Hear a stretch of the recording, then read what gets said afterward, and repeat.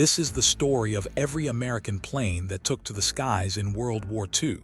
From nimble fighters to massive bombers, from vital transports to early drones, each aircraft had its mission and some left a mark on history. Join us as we explore their role in the skies of World War II. Let's begin with fighters and interceptors. The Bell P-39 Airacobra stood out with its novel mid-engine layout and a powerful 37 cannon firing directly through the propeller hub. While underwhelming for U.S. units, it became a star in Soviet service, where low-altitude dogfights suited its design perfectly. The Boeing P-26 Peashooter, a relic of pre-war innovation, was the last American fighter with an open cockpit and fixed landing gear. Despite being outdated by the war's start, it stubbornly fought in the skies above the Philippines.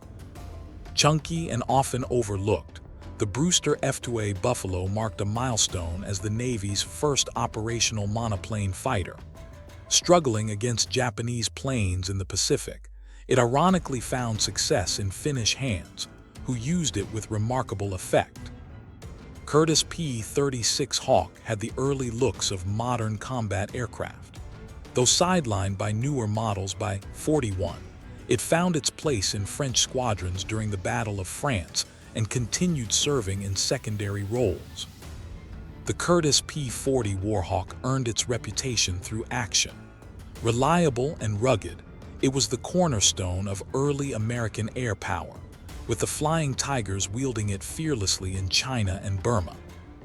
Grumman's F-4F Wildcat was neither sleek nor fast, but this carrier fighter absorbed damage like a tank, saving countless pilots during desperate early clashes in the Pacific. Successor to the Wildcat, the Grumman F-6F Hellcat advanced durability into dominance. Its 19-to-1 kill ratio gave it legendary status, firmly establishing it as a Japanese Zero's most feared adversary. Lockheed delivered the unmistakable P-38 Lightning with twin booms and tremendous range. It provided essential escort coverage across vast distances, from Pearl Harbor to victory over Japan, remaining in full-scale production the entire war. The P-322, a simplified export version of the Lightning, was meant for Europe but held back after France's fall. The U.S. retained it as an interim solution before better fits rolled in. North America's P-51 Mustang transformed from serviceable to superb with its Merlin engine upgrade. Its arrival marked a turning point, finally allowing deep penetration bomber escorts into Germany that changed the strategic bombing game. Developed for night hunting, the Northrop P-61 Black Widow broke new ground with radar-guided tactics. Its three-man crew and size gave it an edge in darkness, targeting enemy bombers with precision. The Republic P-35 pioneered early all-metal airframes for American fighters. Serving as a foundation for the Thunderbolt, it brought pilots into the modern age of monoplane combat before the war demanded more. Interim design, the Republic P-43 Lancer helped address high-altitude gaps before better aircraft were available. Although brief in frontline use, it was indispensable in China until the P-40 filled the void. Known as the Jug, the Republic P-47 Thunderbolt was massive yet swift. It endured punishing fire, delivered brutal firepower, and excelled at close air support, embodying toughness on wings.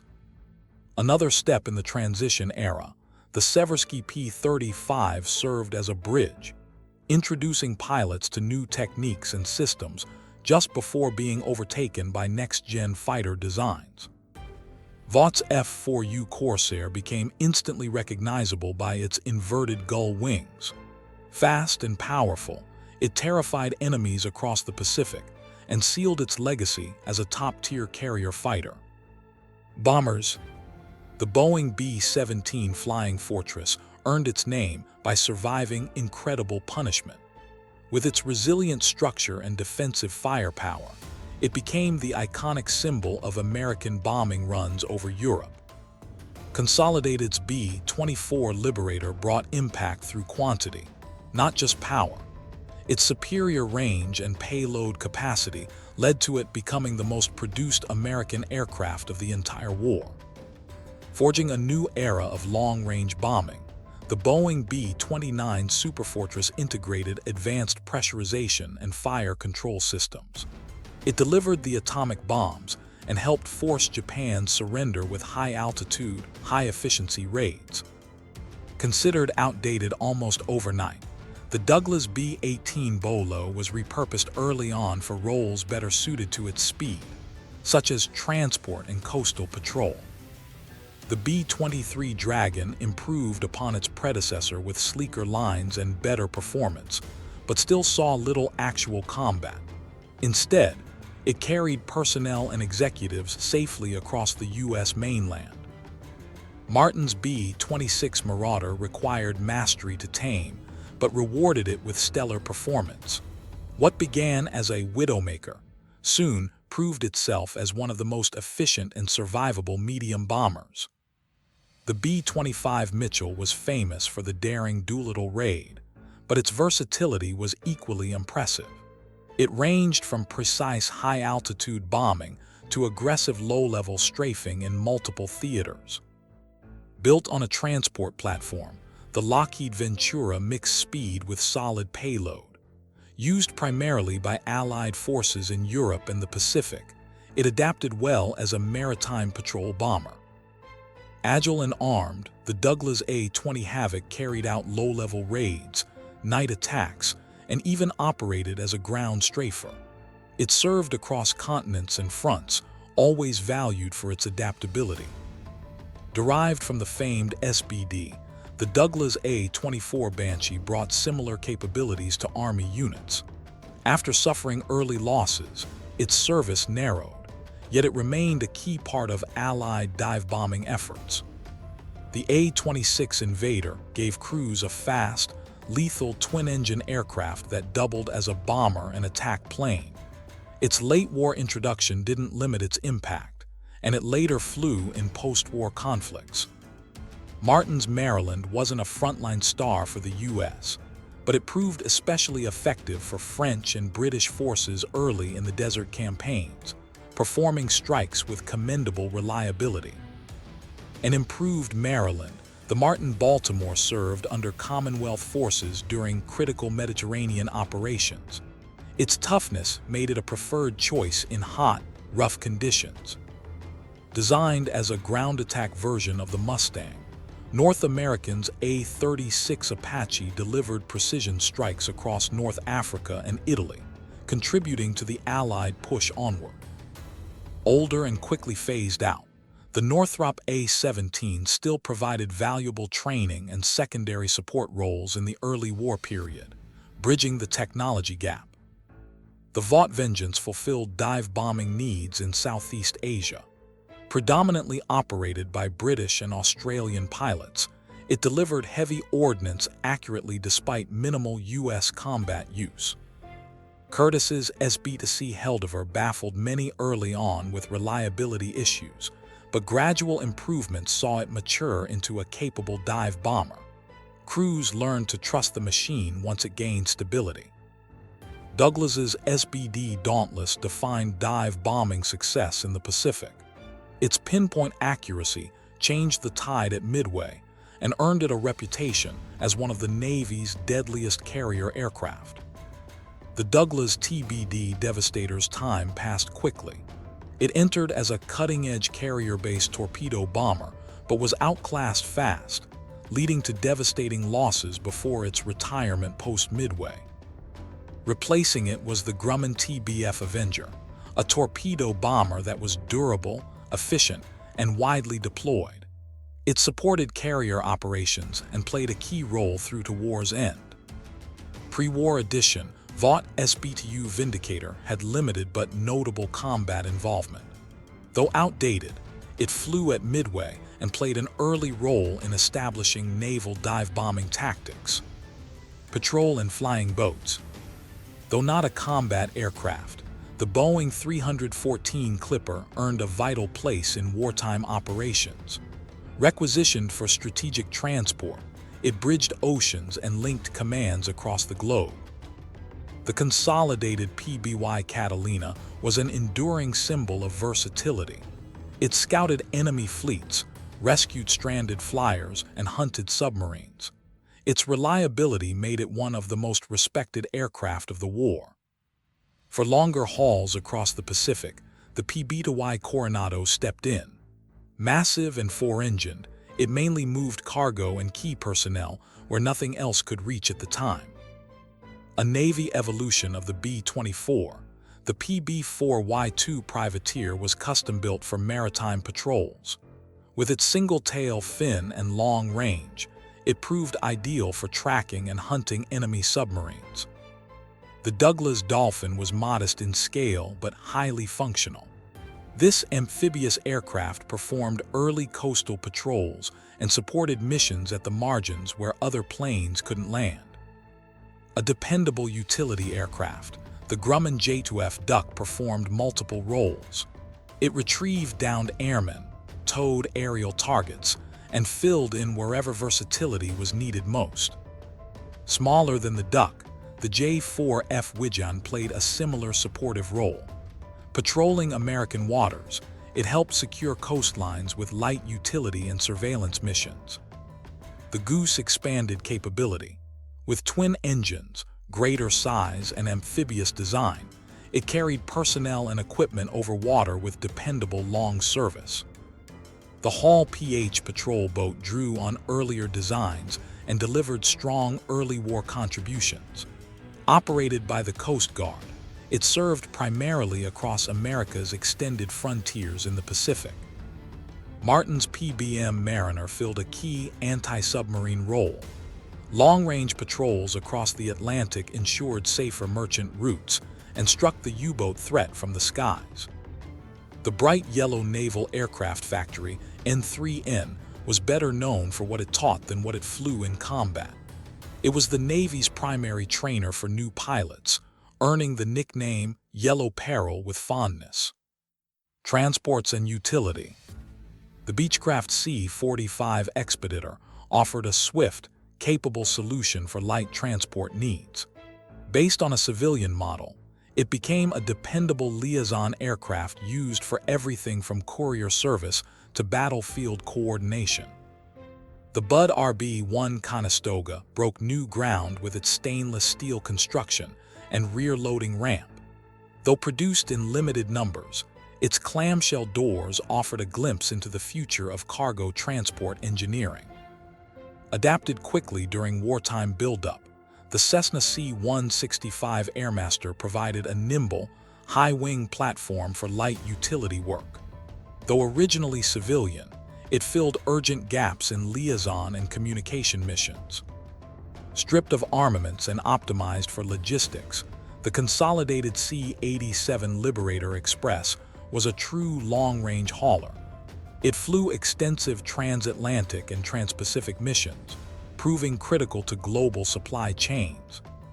Curtiss's C-46 Commando flexed its muscle in the Himalayas. Larger and more powerful than the C-47, it tackled the treacherous hump flights into China, carrying the war effort over unforgiving mountain peaks. Early in the conflict, the Douglas C-32, adapted from the civilian DC-2, was pressed into troop and cargo duties. Though soon outpaced by newer designs, it proved adaptable for war's breakout demands. Reliable, tough, and endlessly versatile, the Douglas C-47 Skytrain was the backbone of Allied air transport. It delivered paratroopers over Normandy, supplies to isolated outposts, and evacuation from battle zones worldwide.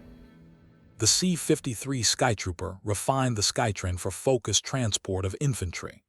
Lacking large cargo doors, it used bench seating to maximize troop placement, making it a mainstay in airborne operations.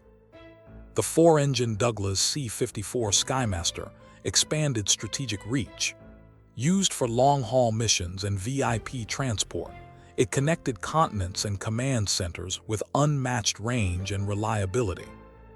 The Fairchild Argus served primarily in the European theater as a compact, light transport. Based on the trusty F-24, it supported commanders in the field with short-range, tactical mobility. A nimble naval transport, the Howard GH originated from a high-speed civilian aircraft. It became known for delivering dispatches and staff with urgency and style across naval theaters. The Lockheed Electra's elegant twin-engine design, though civilian in origin, offered vital training and transport capability in the early part of the war before being overtaken by more rugged platforms. Scaling up from the Electra, the Lockheed Lodestar added speed and capacity. It served worldwide, moving personnel and cargo efficiently and seeing action with both the U.S. and Allied air forces. Rugged and capable in unforgiving terrain, the Northern Norseman served where few aircraft could. Its bush plane routes made it ideal for remote logistics and liaison work in the field. Stinson's Reliant filled roles both in air ambulance missions and light anti-submarine patrol. Versatile and resilient, it brought capability to numerous small unit operations. The Lockheed Vega, sleek and wooden in structure, moved people and messages at impressive speed. Though overshadowed by war-specific types, it found its niche in early and auxiliary roles. Trainers. Designed for navigators, the Beechcraft AT-7 taught the future brains of bomber crews. With dual controls and multiple stations, it hosted countless hours of in-flight training across sprawling U.S. skies. Beechcraft's AT-10 Wichita provided transitional experience for pilots moving to multi-engine aircraft. Built largely of wood to conserve strategic materials, it proved fast, stable, and effective for advanced instruction. The Beech 811 Kansan delivered high-fidelity training in bomb aiming and gunnery. With simulated combat functions, it allowed crews to sharpen their skills before ever stepping into a mission-ready bomber. Few planes are more linked to basic flight training than the Boeing Stearman Kadett. This open cockpit biplane became iconic for its manageable flight characteristics and sturdy framework, ideal for novice pilots. Cessna's AT-17 Bobcat, affectionately called the Bamboo Bomber, introduced cadets to two-engine flying. It helped bridge the leap from primary trainers to full-scale combat aircraft in a safe and structured way. The Curtiss-Wright 89 fledgling proved challenging, yet necessary for those heading to high-performance aircraft. As a transition trainer, it accelerated comprehension of complex controls and systems. Built for the Navy, the Curtiss-Wright SNC Falcon added depth to the advanced training lineup. Compact and rugged, it was often used just before cadets graduated to fighter aircraft. The Fairchild PT-19 Cornell replaced wood and canvas with steel and plexiglass.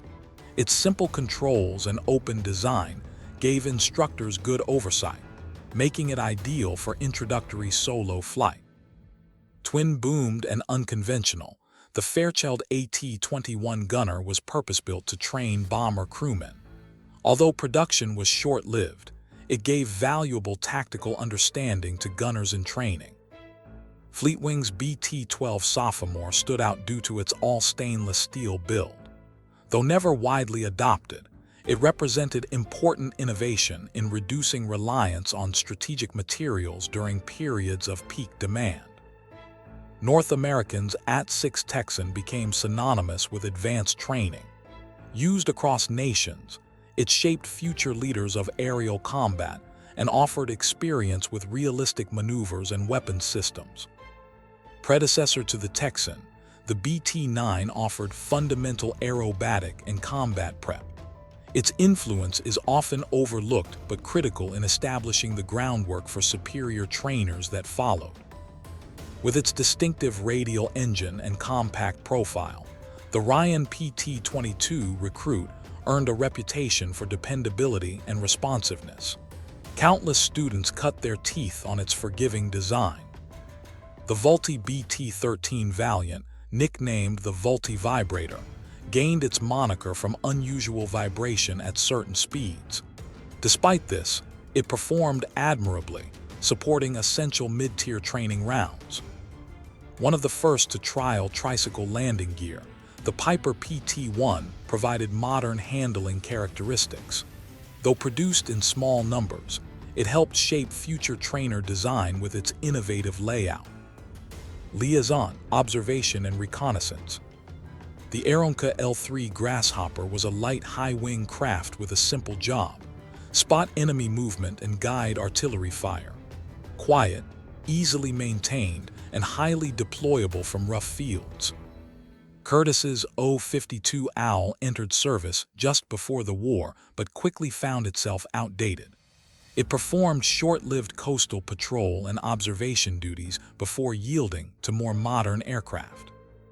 The Curtiss SC Seahawk pushed floatplane design forward. Highly armed and versatile, it arrived near war's end but lacked the time to truly show its potential in combat. Intended to replace the aging Seagull, the SO-3C Seamew struggled.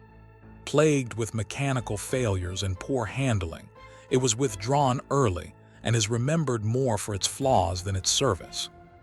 The Curtiss Soch Seagull, although an older design, remained reliable and beloved aboard battleships. Launched from catapults, it excelled at reconnaissance and maritime rescue. The Interstate L6 Cadet served as a less common version of the reliable Grasshopper line. It handled liaison and observation roles with simplicity and readiness in even rough environments. Though obsolete by war's start, the North American O-47 briefly operated in observation and patrol roles. Its size made it less useful for frontline duty, and it found second life as a trainer. Famous for its role with ground forces, the Piper L4 Grasshopper proved indispensable. Flying just above combat, it directed artillery, tracked troop movements, and provided battlefield flexibility. A modest upgrade, the Piper L-14 Cadet expanded load capacity while maintaining the signature Grasshopper agility. This gave small units more options for transport and support at the front. Stinson's L-1 Vigilant offered impressive short takeoff and landing. Built tough, it operated from scratch-built airfields for observation, transport, and light medevac missions. Nicknamed the Flying Jeep, the Stinson L-5 Sentinel was durable and trusted. It moved wounded soldiers, relayed orders, and flew through rain, wind, and minimal runway spaces. Taylorcraft's L-2 Grasshopper matched its siblings' functionality. Operating just behind the front lines, it played a quiet but essential role in reconnaissance and mobility. The Vought Ostu Kingfisher, launched from battleships and cruisers, scoured waves for survivors and enemy ships. Its compact size and adaptability made it a top option for maritime patrol. Gliders. The Waco CG-4 Hadrian played a silent but crucial role in airborne assaults. Towed into battle and released near enemy lines, it carried troops, jeeps, or artillery in complete silence. Though fragile, it enabled surprise infiltration behind enemy positions and supported daring operations like Normandy and Operation Market Garden. Training glider pilots required specialized flight without engines, and the Leyster-Kaufman TG-4 filled that role. With tandem seating and forgiving flight characteristics, it taught the fundamentals of unpowered flight, how to judge altitude, control descent, and land under pressure, all essential for real-world glider combat missions. Helicopters. The Sikorsky R-4 was the world's first mass-produced helicopter, marking a turning point in aviation history. Though its operational use was limited, it proved invaluable for rescue missions and observation in tight, dangerous locations where fixed-wing planes simply couldn't operate. Building on the R-4's foundation, the Sikorsky R-5 introduced higher lift capabilities and a two-seat configuration suited for utility tasks and medevac operations. Designed for rugged efficiency, it expanded the role of helicopters in military service during the final stages of the war. The Sikorsky R-6 focused on speed, maneuverability, and improved stability. Although it arrived late in the conflict, it supplied valuable lessons in operational utility, playing a supporting role in liaison and observation missions as helicopter technology moved toward broader post-war adoption. Drones and pilotless aircraft. The Culver PQ-8 was among the first radio-controlled aircraft used for live-fire training. Used extensively to help anti-aircraft gunners practice with moving targets, it opened the door for future unmanned aerial development and simulated combat realism. Succeeded by the Culver PQ-14, this larger, faster drone expanded training capabilities. Designed to better mimic the speed and size of real enemy aircraft, it challenged AA crews with sharper response requirements and improved realism in their preparations. Early concepts of remote attack were tested through the Interstate TDR, an experimental assault drone packed with explosives and controlled via radio. Though still primitive, it represented a new frontier, launching autonomous planes toward fortified enemy positions, sowing the seeds for modern unmanned combat platforms. Conclusion.